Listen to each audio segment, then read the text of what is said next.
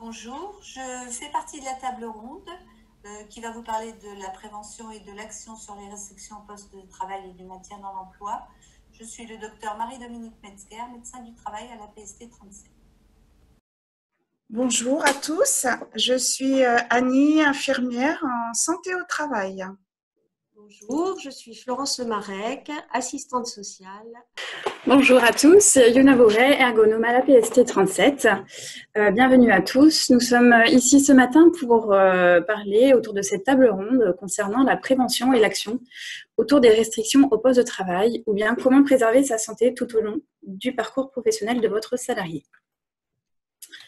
Dans l'idée de cette table ronde, nous commencerons par un petit rappel au niveau de la réglementation, ainsi qu'une présentation des évolutions concernant la réforme de la santé au travail qui a eu lieu en 2017. Nous continuerons ensuite par vous présenter notre service de santé au travail, son rôle, ses différentes missions, ainsi que son organisation et nos différents contextes d'intervention. Nous aborderons ensuite ce qui nous intéresse nécessairement ce matin, c'est-à-dire le maintien dans l'emploi, les différents leviers et moyens d'action possibles, ainsi que les acteurs clés dans ce domaine et les possibilités de réseau et d'activation d'acteurs clés. Nous terminerons par un petit quiz pour être sûr que vous nous avez bien suivis et écoutés tout le long de cette table ronde. Avant toute chose, avant de lancer ce débat, nous allons vous demander une petite participation. Lorsque nous évoquons le maintien dans l'emploi, à quoi pensez-vous en premier? Afin de vous permettre de participer, nous allons partager notre écran. Hop, hein.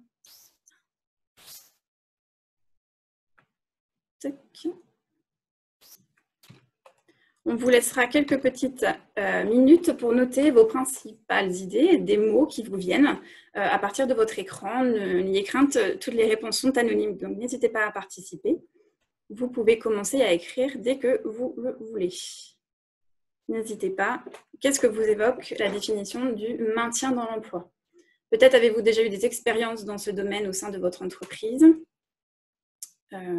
ou tout simplement avez-vous déjà entendu parler de cette thématique. Donc, adapter le poste de travail en cas de restriction. Donc, la notion de restriction, effectivement, peut-être des restrictions d'aptitude. Adapter le poste de travail.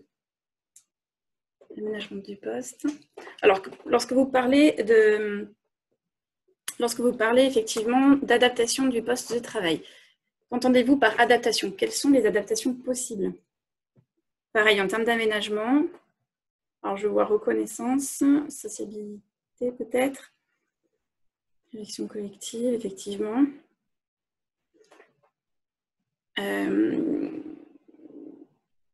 Donc, Florence, Annie et Dr Metzger, n'hésitez pas aussi à mettre vos micros pour commenter, surtout.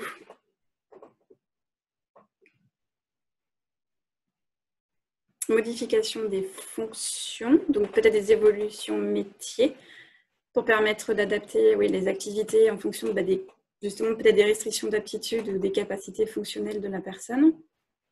Une approche pluridisciplinaire, tout à fait également. Une approche multifactorielle pour être sûr de prendre en compte les différentes dimensions de l'activité de travail et d'adapter.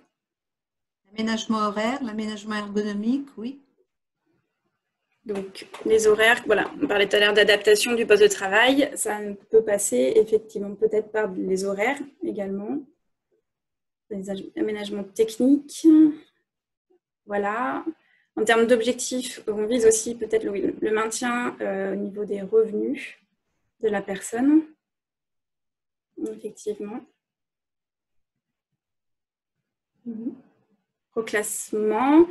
Alors que lorsque vous évoquez le reclassement, vous pensez à quel type de reclassement? En interne sur un autre poste, en dehors de l'entreprise? On laisse encore juste quelques secondes et ensuite on passera à la définition du maintien dans l'emploi. Est-ce que vous voulez commenter, Dr Metzger, Annie et Florence? Les notions sont plutôt pertinentes, effectivement. Il n'y a pas... Je n'ai pas de commentaire, je opine du chef parce qu'effectivement, tout ça correspond à des notions de maintien dans l'emploi. Le maintien dans l'emploi concerne des personnes qui sont en poste ou qui sont en arrêt et pour lesquelles il faut préparer le retour au poste. J'aime bien la communication positive à l'ensemble de l'équipe. Ça me paraît hyper important. Oui. Surtout dans la notion de communication et de peut-être sensibilisation des équipes à la notion effectivement du maintien dans l'emploi. Donc ça, on y reviendra également. C'est très intéressant. Très bien. Alors, je vais repasser tout de suite à la suite de la présentation. Donc effectivement, la notion du maintien dans l'emploi s'entend comme maintien dans l'entreprise, comme on l'évoquait tout à l'heure, soit au même poste de travail aménagé, donc on parlait d'adaptation d'aménagement du poste de travail, soit en reclassement interne sur un autre poste, c'est tout à fait aussi possible, soit en reclassement interne dans une autre entreprise du groupe. Le maintien dans l'emploi, dans la législation actuelle, repose sur une obligation légale de l'employeur de chercher une solution de reclassement pour les salariés devenus physiquement inaptes à leur emploi. Dans la pratique, la terminologie de maintien dans l'emploi recouvre aujourd'hui un domaine bien plus large que celui du seul reclassement. Elle fait référence à toute situation d'inaptitude ou de risque d'inaptitude susceptible de constituer une menace pour l'emploi et s'inscrit donc dans une logique d'anticipation. Ainsi, le maintien dans l'emploi recouvre l'ensemble des démarches engagées pour permettre à des salariés confrontés à des difficultés à occuper leur poste de travail de conserver leur emploi dans des conditions compatibles avec l'évolution de leur état de santé. Et ce maintien dans l'emploi leur permettra ainsi de poursuivre leur carrière professionnelle en écartant une menace d'inaptitude. On va développer un petit peu cette notion donc de maintien dans l'emploi.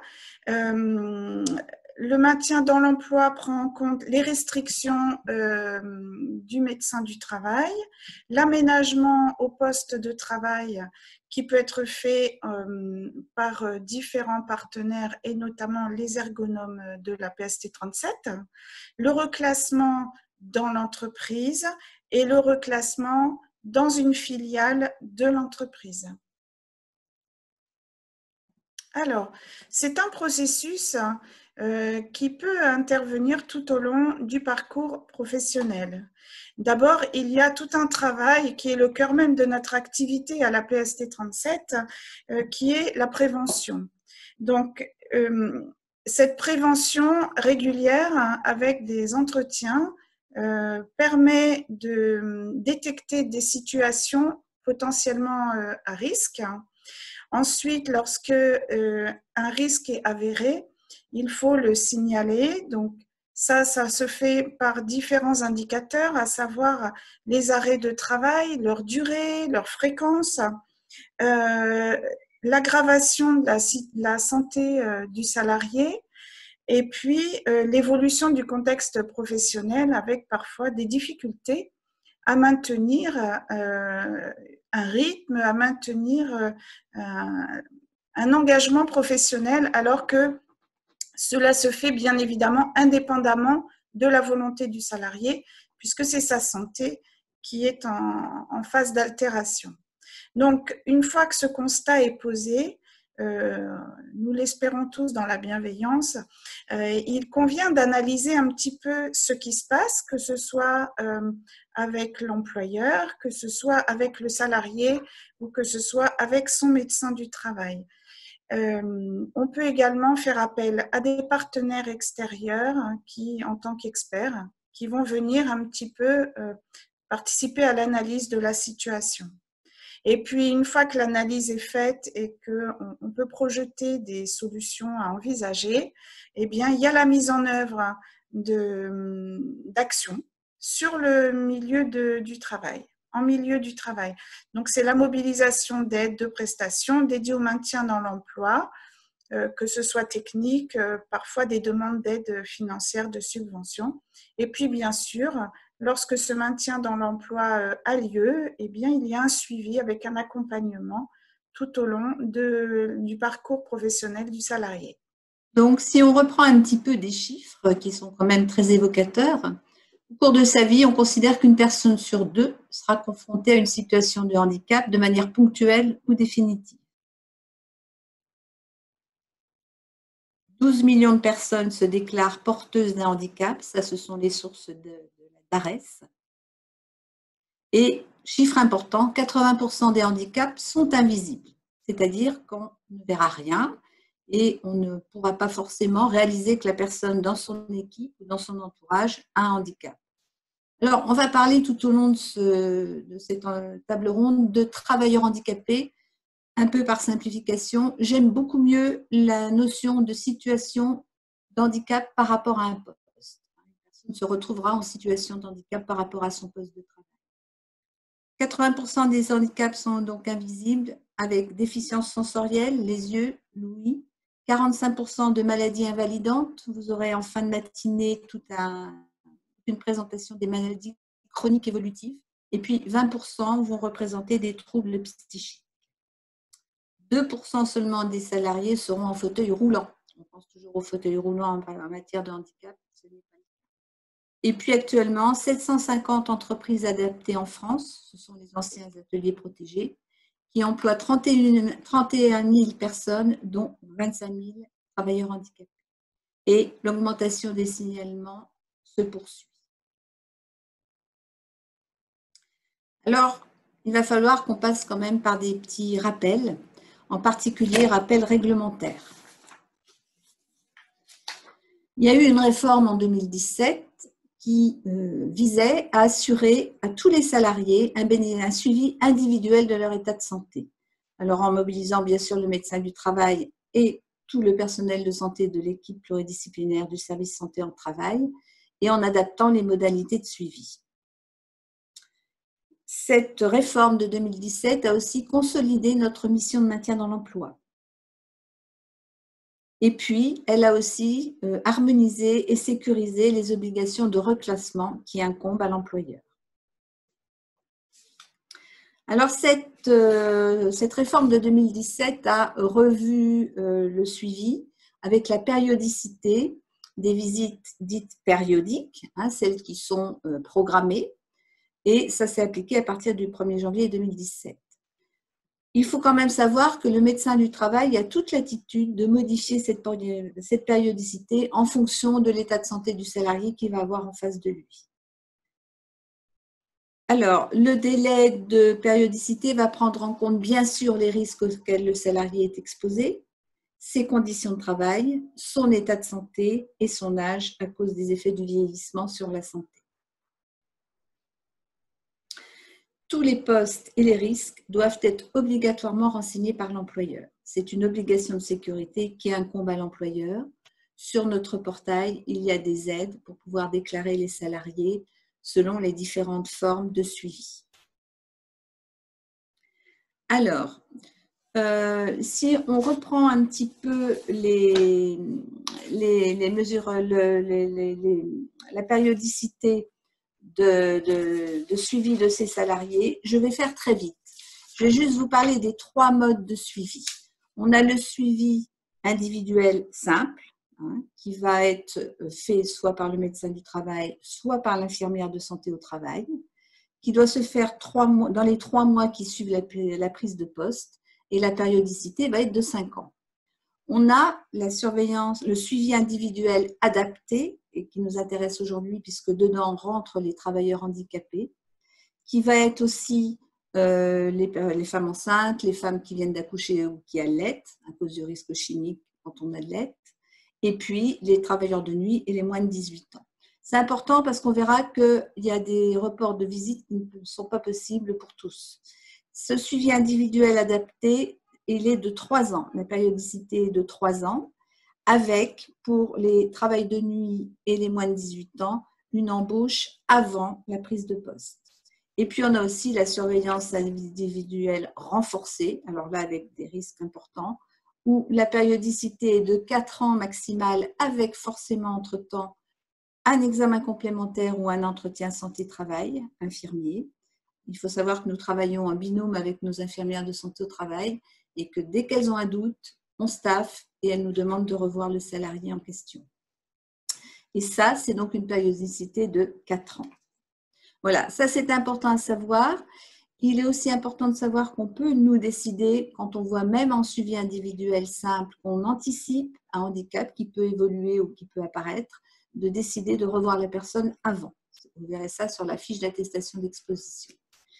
Alors après, on va parler des réserves d'aptitude puisqu'on en est là.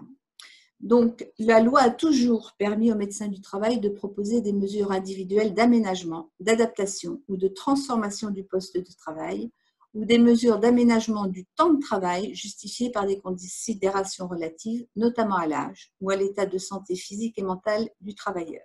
Ça, c'était la loi, les articles qui sont depuis le décret de mars 97, donc c'est vieux. Ce qui a changé, c'est que le médecin du travail doit échanger par écrit avec le salarié et l'employeur. L'employeur est tenu de prendre en considération l'avis et les propositions du médecin du travail. Ça, c'était déjà dans la loi. Par contre, en cas de refus, l'employeur est maintenant obligé de faire connaître par écrit au travailleur et au médecin du travail les motifs qui s'opposent à ce qu'il y soit donné suite. Donc, quelques chiffres qui nous ont paru importants de vous communiquer. Ah oui, on est resté sur 2016. C'est pas grave, je vais vous donner les chiffres sur 2019 et le PowerPoint sera corrigé par la suite. En 2019, parmi les salariés suivis par la PST 37, 121 921 au 1er janvier 2019, il y a eu 4 856 attestations de suivi avec aménagement du poste ou restriction, à savoir 7% des avis prononcés, et 958 avis d'inaptitude au poste ou à tout poste, à savoir 2% des avis prononcés. Parallèlement, en Indre-et-Loire, en 2018, il y a eu 6 602 reconnaissances de la qualité de travailleur handicapé accordées par la MDPH 37, donc un actif sur 50. Alors, on a parlé des visites périodiques. En dehors de ces visites périodiques, il existe évidemment d'autres visites. On va insister sur la visite de pré-reprise, qui vous sera d'ailleurs développée juste après par Annie, l'infirmière de santé au travail. Pas de changement pour la visite de pré-reprise, qui est à l'initiative du salarié, du médecin traitant et du médecin conseil. Rien n'empêche à l'employeur de suggérer à son salarié, s'il est en relation avec lui et s'il pense qu'il peut y avoir ensemble, le binôme pense qu'il peut y avoir des problèmes à la reprise, de suggérer au salarié de venir voir le médecin du travail. Le salarié peut refuser, il est tout à fait libre d'accepter ou pas. Je voudrais insister sur le fait qu'il ne s'agit pas d'une visite de contrôle d'absentéisme, mais bien de préparation à une reprise du travail. Pour les visites dites occasionnelles, pas de changement non plus. Elles se font soit à la demande de l'entreprise, soit à la demande du salarié, soit à la demande du médecin du travail. Alors, ce que je voulais souligner aussi tout de suite, on va le voir apparaître, c'est que pour toute visite de la demande de l'employeur, ça c'est une demande de notre service, on demande à l'employeur de motiver par écrit, mail, adressé au médecin ou à sa secrétaire, le motif de cette visite et que le salarié soit informé du motif de la visite. On gagne du temps et on gagne de l'efficacité pendant la visite. Pas de changement pour la visite de reprise non plus, sauf qu'il y a eu effectivement, à cause du Covid, quelques modifications. Alors ça, je vous le dis parce que c'est des questions qu'on a assez régulièrement. Les visites d'information et de prévention initiale, donc ce qu'on appelait la visite d'embauche avant, pour les travailleurs handicapés, n'est pas reportable. On verra que les autres sont reportables au plus tard jusqu'au 31 décembre 2020. Pour les visites périodiques, elle est reportable, y compris pour les travailleurs handicapés. L'examen médical d'aptitude périodique et les visites intermédiaires sont reportables, sauf pour les salariés exposés au rayonnement ionisant. L'examen médical à l'embauche n'est pas reportable, puisque là, on est en surveillance individuelle renforcée avec des risques physiques et chimiques notables. La visite de pré-reprise, elle est forcément reportable avec information de la personne ayant sollicité cette visite et avec explication, voire appel téléphonique pour préciser les choses.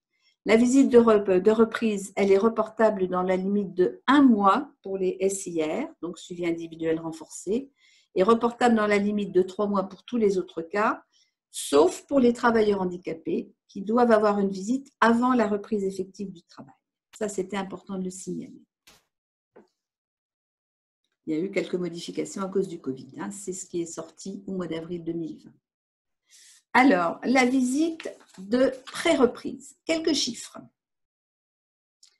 C'est donc un temps clé pour envisager la reprise du travail le plus précocement possible. Je vais passer très vite parce que ça va vous être bien développé par la suite. Elle est importante dès qu'une modification de l'aptitude est prévisible. Il faut faire un bilan des capacités fonctionnelles existantes et restantes, les mettre en avant et ne pas voir que le côté négatif qui n'existe plus. Elle est donc à l'initiative du salarié, du médecin traitant ou du médecin conseil et elle va déclencher avec l'accord du salarié. On ne fera rien sans l'accord du salarié puisque en arrêt de travail, il y a une suspension du contrat de travail et nous n'avons pas à faire d'attestation de visite. Et puis, pourra déclencher une visite en entreprise à un contact avec l'employeur. Nous avons fait en 2016 2739 visites de pré-reprise et en 2019, nous en avons fait, ah bah oui, c'était ça, pardon, c'est parce que l'année n'a pas été changée. On en a fait 2739 en 2016 et 4023 en 2019. Donc, vous voyez que c'est une croissance exponentielle de la visite de pré-reprise. Il nous arrive de voir des salariés 1, 2, 3, 4, 5 fois si c'est nécessaire pour faire justement un suivi et être le plus en amont possible de la reprise du travail.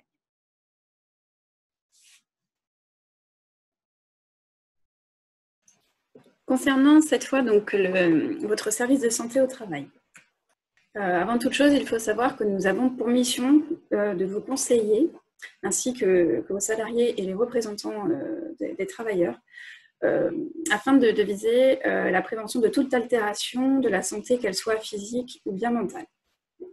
Dans les services inter-entreprises, cette mission va être assurée par une équipe pluridisciplinaire.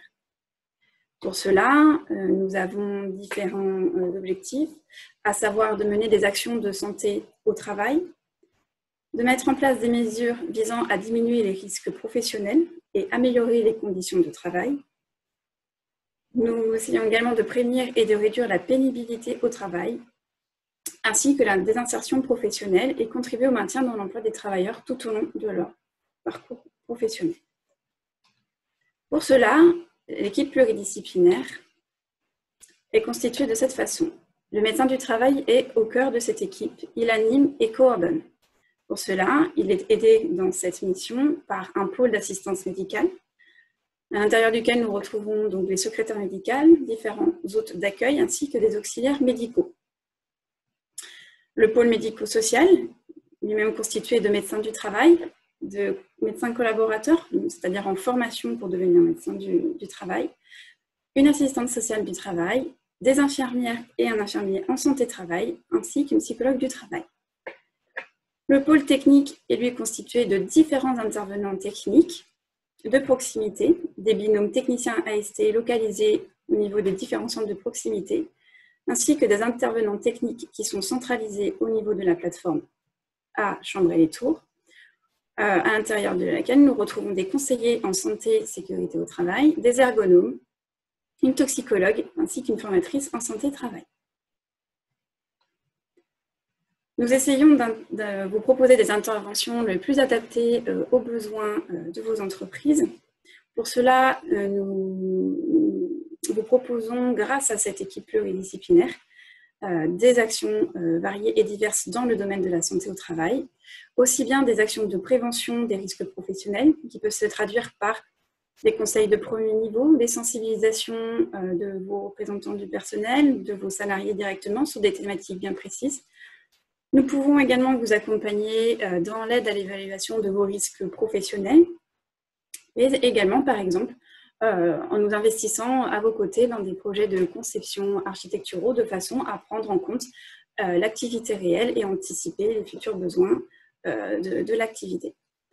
Nous pouvons aller également jusqu'à l'amélioration et la correction de situations de travail à l'intérieur desquelles sont identifiées des problématiques. Nous sommes ici souvent sur des situations davantage individuelles, alors qu'au niveau de la prévention, nous pouvons sensibiliser davantage le collectif. Et dans cette situation plutôt dégradée, donc, tentez de vous apporter des solutions de compensation de ces problématiques et vous aider dans la mise en place de solutions visant à corriger ces situations. Marido, si tu veux faire le lien avec la cellule PDP.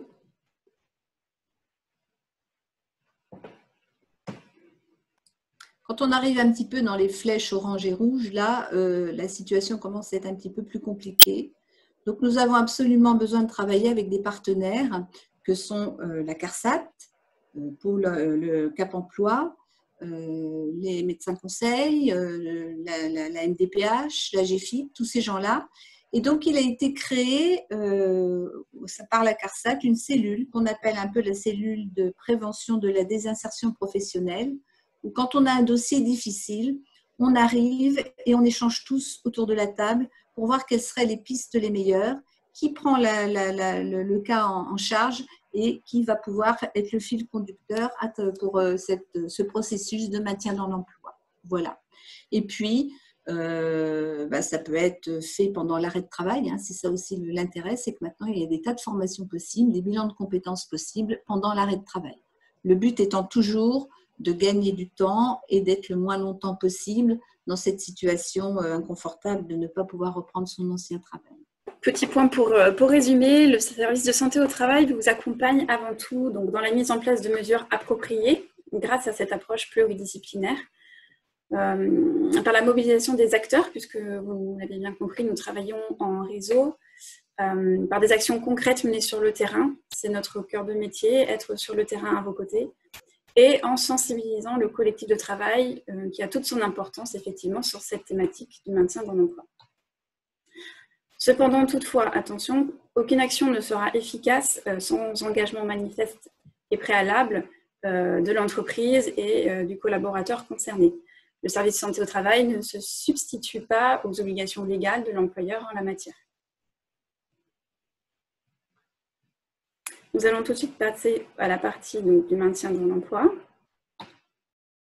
Quels pourront être pour nous les leviers et les moyens d'action possibles?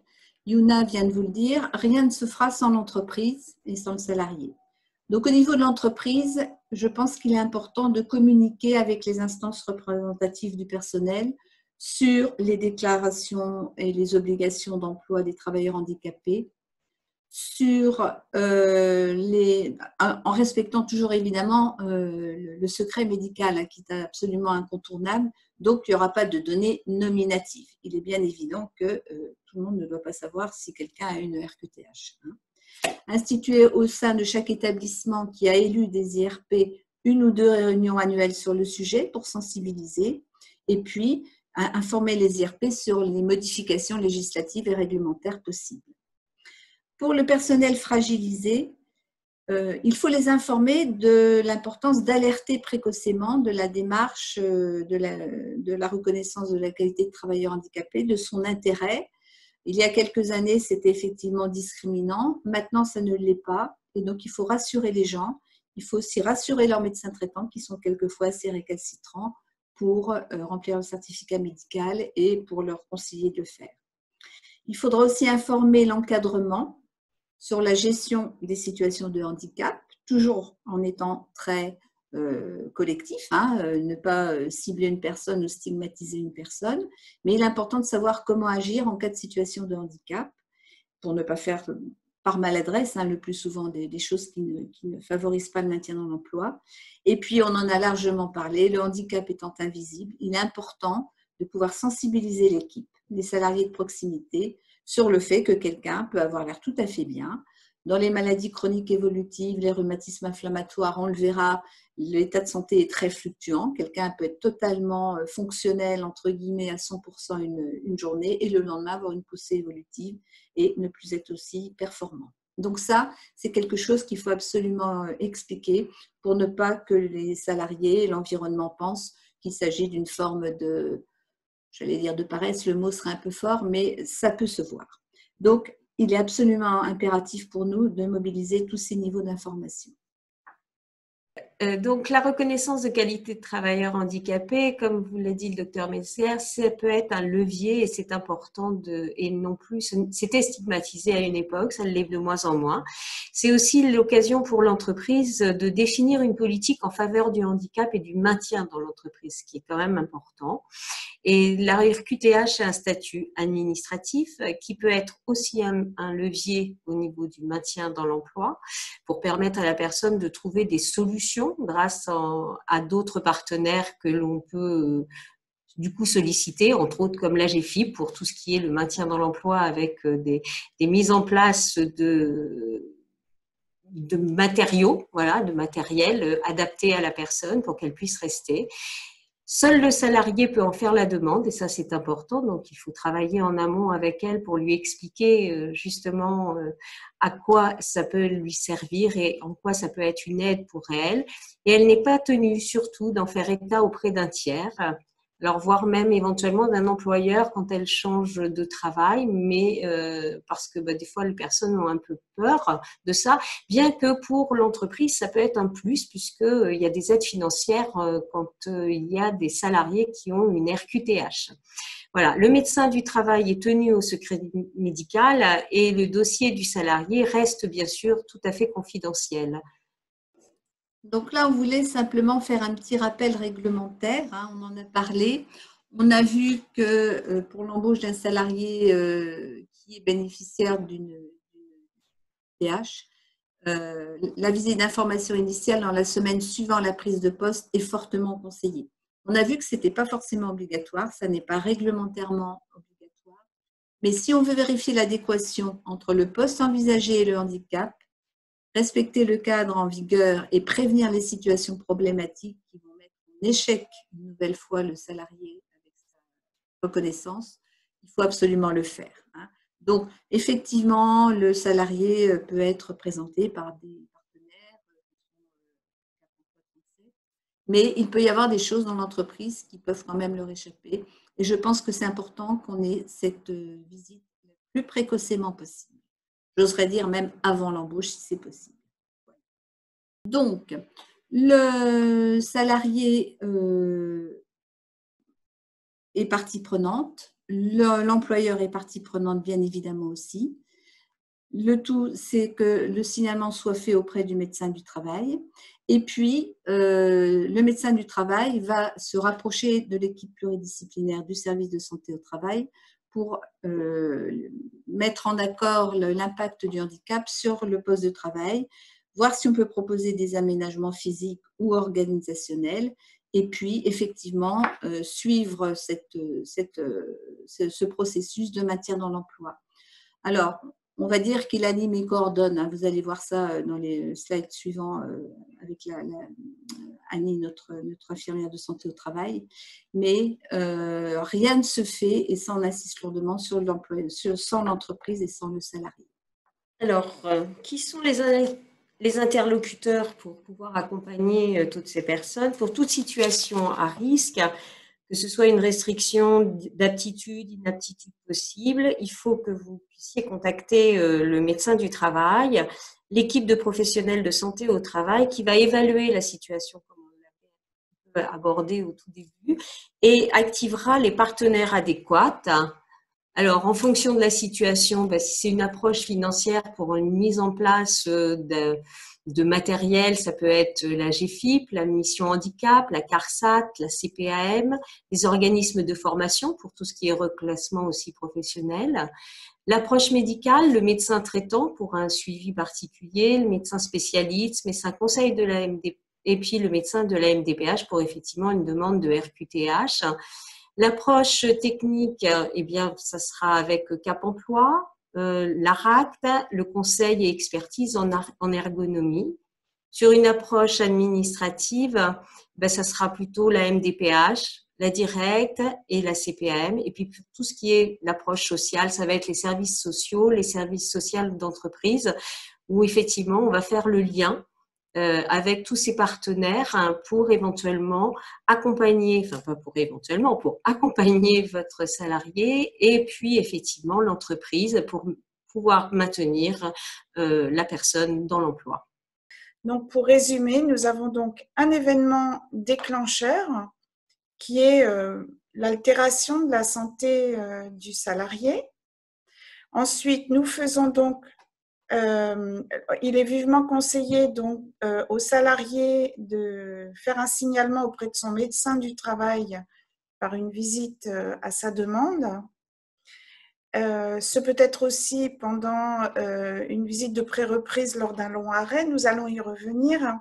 Donc, avec le médecin du travail qui est l'acteur clé de la prise en charge d'un maintien dans l'emploi et du lancement de toutes les actions qui vont en découler, le médecin du travail, s'il a l'accord du salarié, va entrer en contact avec l'employeur et va voir un petit peu ce qu'il est possible de faire. Il peut y avoir une obligation de reclassement et éventuellement, le médecin du travail va conseiller le salarié de s'orienter vers Cap Emploi pour une éventuelle reconnaissance travailleur handicapé auprès de la MDPH. Il y a donc, avec la sollicitation du réseau et des acteurs de nos partenaires, comme vient de le dire Florence Lemarec, notre assistante sociale, une recherche de solutions, également bien évidemment avec l'employeur et ses équipes. Le but étant un maintien au même poste, si ça n'est pas possible, au maintien dans l'entreprise, et si c'est compliqué, un maintien en employabilité. Les solutions de compensation sont mises en œuvre. Il y a plusieurs possibilités. Donc, ça commence bien évidemment par une étude ergonomique du poste pour voir dans quelle mesure ce poste peut être aménageable. Une adaptation du temps de travail pour se caler au plus près des besoins de l'altération de l'état de santé ou de la situation de la santé du salarié. Ce peut être effectivement un temps partiel thérapeutique. Et puis, il y a également, bien sûr, la recherche d'aide financière, de compensation, que ce soit une prise en charge partielle des aménagements de poste pour l'employeur ou pour que ce soit aider financièrement le salarié s'il est en difficulté sociale.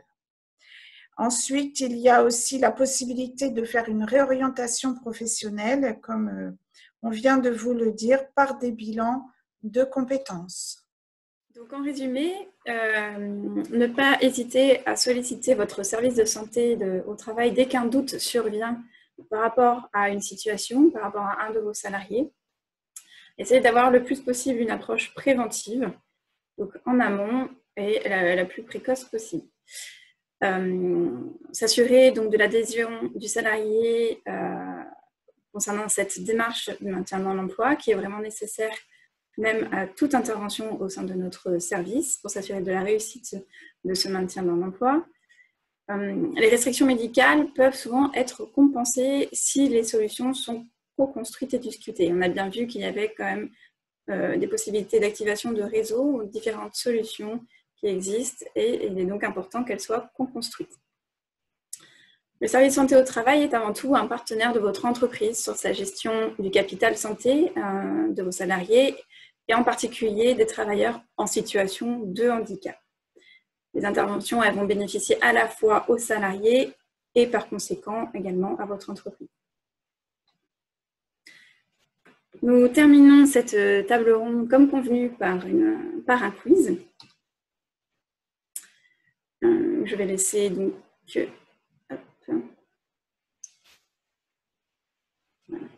Nathalie lancer le quiz. Donc, vous allez pouvoir répondre à des petites questions directement en cliquant sur les réponses que vous pensez correctes.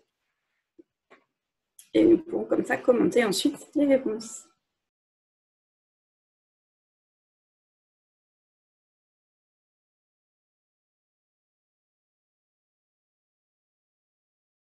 C'est parti, on va passer du coup aux réponses. Donc, d'après vous, quel est le pourcentage d'handicap visible dans la population? On était sur du handicap plutôt, on va dire, oui, visible. Donc, on est bien effectivement sur une majorité de 20%.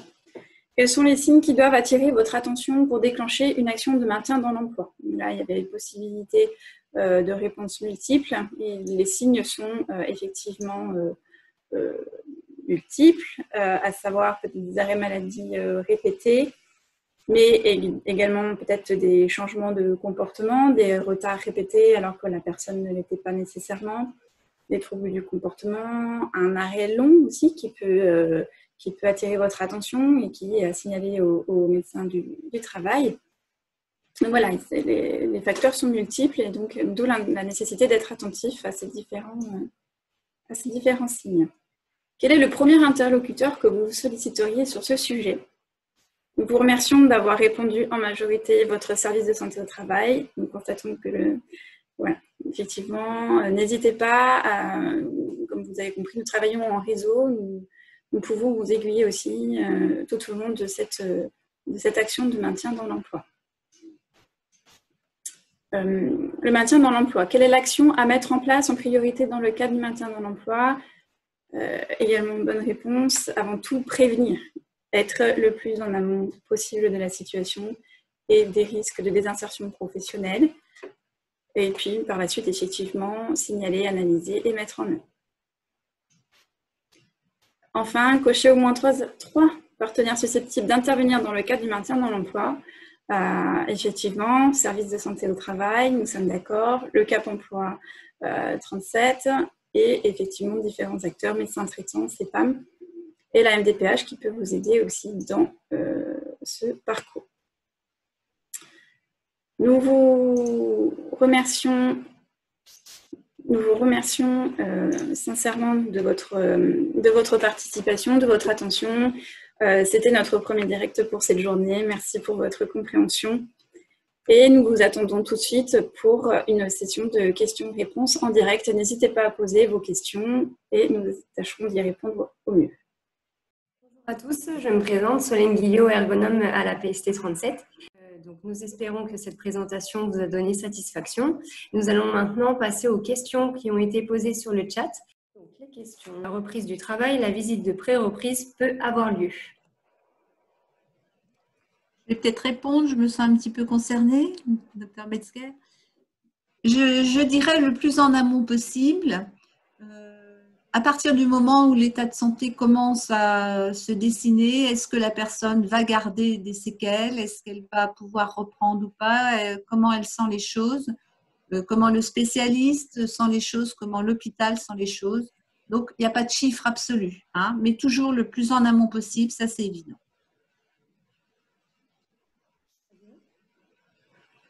Est-ce que quelqu'un veut apporter un complément? On passe à la question suivante.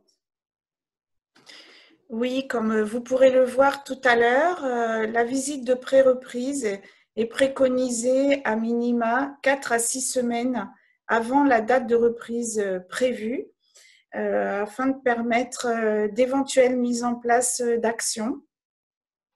Voilà, donc, mais comme le disait Dr Metzger, le plus tôt est le mieux. Et parce que comme elle vous l'a dit également tout à l'heure, il peut y avoir besoin de plusieurs rendez-vous.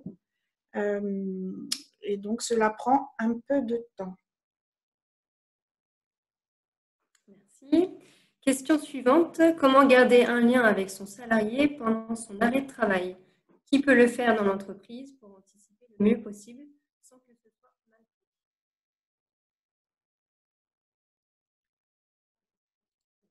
Alors, je commence, vous compléterez, hein.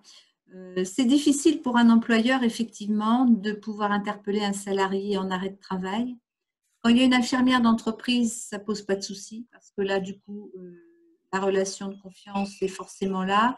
Et comme elle est liée par le secret médical, il n'y a pas de souci. Tout dépend, je dirais, du bon relationnel entre le salarié et l'entreprise. On est quelquefois étonné de la réaction des gens. On ne m'a même pas appelé pour prendre de mes nouvelles, ils s'en fichent. Je leur dis, ils ne s'en fichent pas, mais ils n'ont pas forcément le droit de le faire. Ça peut être pris comme une ingérence et comme un contrôle d'absentéisme. Donc là, on est toujours dans le cas par cas, je pense. Il faut voir vraiment les relations salarié-entreprise. Quelqu'un d'autre veut réagir? Non, pas grand-chose. Effectivement, c'est extrêmement délicat. A priori, il peut y avoir, si l'employeur qui n'a pas forcément, comme le disait Marie-Dominique Metzger, le droit de contacter son salarié alors qu'il est en arrêt de travail, il peut y avoir des moyens un peu plus délicats, comme l'envoi d'un courrier qui est peut-être moins intrusif et va faire moins penser à un contrôle qu'un appel téléphonique, par exemple. Mais c'est un sujet délicat. Dernière question. Alors, est-ce qu'il existe un profil de personnes prises en charge dans le cadre d'une démarche de maintien en emploi? Par exemple, âge, sexe, profession.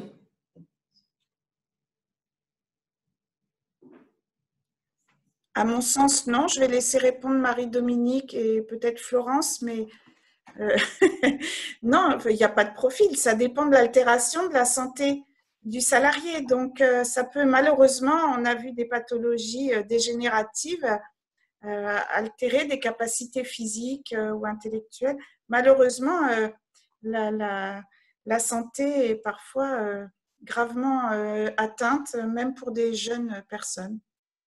Mais je dirais que la maladie est complètement injuste, ça c'est clair.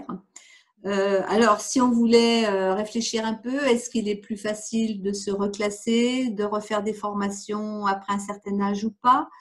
L'âge de la retraite recule, on le sait très bien, donc je pense que maintenant il n'y a plus de notion d'âge limite pour entrer en formation ou en centre de préorientation, en CRP, en centre de reclassement professionnel.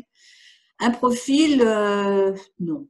Franchement, non. On est toujours dans le cas par cas, moi je dirais. Hein. Cas par cas employeur-salarié, hein, le binôme toujours. Hein. Très bien. Et donc, nous avons une nouvelle question. Donc, le CSE peut-il s'emparer de cette relation employeur-salarié durant l'arrêt?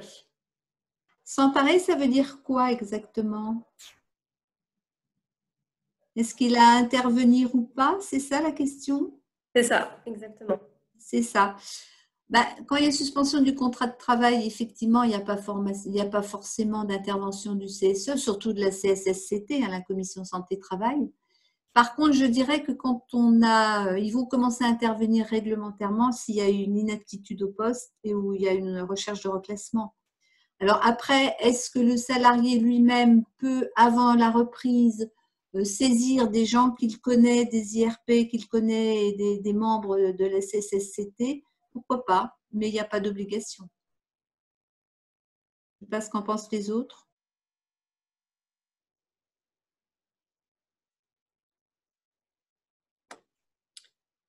Non, comme d'habitude, je suis d'accord avec le docteur Metzger. Je ne vois pas pourquoi le CSE, les membres du CSE seraient plus à même de représenter l'employeur. C'est ça pour entrer en contact avec un salarié en long arrêt? Non, ça reste très délicat. Je crois que il y a eu des jurisprudences assez nombreuses. L'employeur n'a pas le droit d'entrer en contact avec un salarié dont le contrat de travail est suspendu. Maintenant, effectivement, d'où l'intérêt que le salarié donne son accord au médecin du travail, d'où l'intérêt des visites de pré-reprise, on en revient toujours là. Le problème, c'est que ces visites sont très méconnues à la fois des employeurs et des salariés, a fortiori des salariés. Mais le CSE, je ne vois pas en quoi il pourrait s'emparer ou se substituer. Comme disait Marie-Dominique Metzger tout à l'heure, tout est une question de feeling, tout est une question d'interprétation, et elle disait très justement que certains salariés vont se froisser parce qu'ils vont penser que leur employeur n'en avait rien à faire, on l'a tous entendu, et que jamais leur employeur n'a pris de leurs nouvelles. Voilà, personne n'a pris de mes nouvelles. Mais non, enfin, il est vrai que ça reste délicat.